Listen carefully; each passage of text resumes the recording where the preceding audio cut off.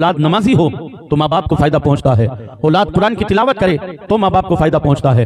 औलाद तस्बीह और तहमीद बयान करे तो माँ बाप को फायदा पहुंचता है। तकदीस और तहलील करे तो माँ बाप को फायदा पहुंचता है। औलाद अपने हाथ से उठाकर किसी की मदद करे तो माँ बाप को फायदा पहुंचता है। औलाद मुस्तफा करीम की सुन्नतों को अदा करे तो माँ बाप को फायदा पहुंचता है। औलाद हुजूर की मोहब्बत में जिंदगी गुजारे तो माँ बाप को फायदा पहुंचता है। औलाद रूए जमीन पर कलमा तैयबा या दुरूद पढ़े तो माँ बाप को फायदा पहुंचता है। अब आप सोचें कि अगर कोई इसी के बरअक्स अपनी औलाद को बुराइयों के अड्डे के हवाले करके जाए, अपनी औलाद को माज़अल्लाह बुराइयों के दलदल में फंसा कर गया हो, जिसकी औलाद जमीन पर शराब पी रही हो, जिसकी औलाद जमीन पर जुआ और सट्टा खेल रही हो, जिसकी औलाद माज़अल्लाह जमीन पर ज़नाकारियां कर रही हो, जिनकी औलाद जमीन के ऊपर नाच गाने के अंदर मुलव्विस हो, जिनकी औलाद झूठ चुगली गीबत में मुलव्विस हो, जिनकी औलाद बुराइयों में मुलव्विस हो, क्या उन माँ बाप को तकलीफ नहीं पहुंचती है? क्या उन माँ बाप की रूह तड़पती नहीं है कब्र के अंदर? क्या उन माँ बाप की रूह परेशान नहीं होती है कब्र के अंदर कि कैसी औलाद छोड़कर आए हैं कि जो कभी हमारे पीछे कुरान की एक आयत तक हमारी रूह को पढ़कर ईसाल नहीं करते हैं, कभी जबान से कलमा उनका जारी नहीं होता है,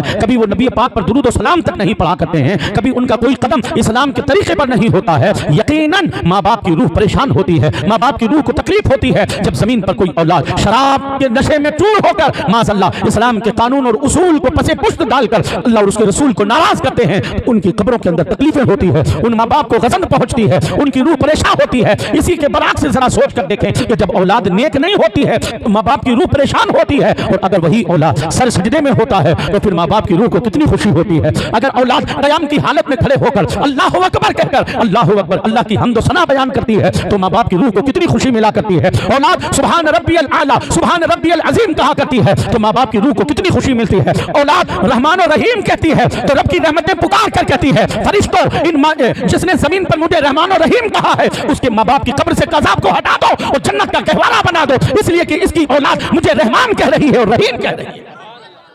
अल्लाहु अकबर। जब औलाद रहमान और रहीम कहे तो उसका सिला माँ बाप को मिला करता है यार, उसका सिला माँ बाप को मिला करता है। क्या हम अपने माँ बाप को अच्छा कब्र के अंदर अच्छी हालत में नहीं देख सकते, देखना नहीं चाहते? क्या हम नहीं चाहते कि हमारे माँ बाप दुनिया से जाएं, उससे पहले हम अमल ऐसा करें कि कब्र में उनका इस्तकबाल हो?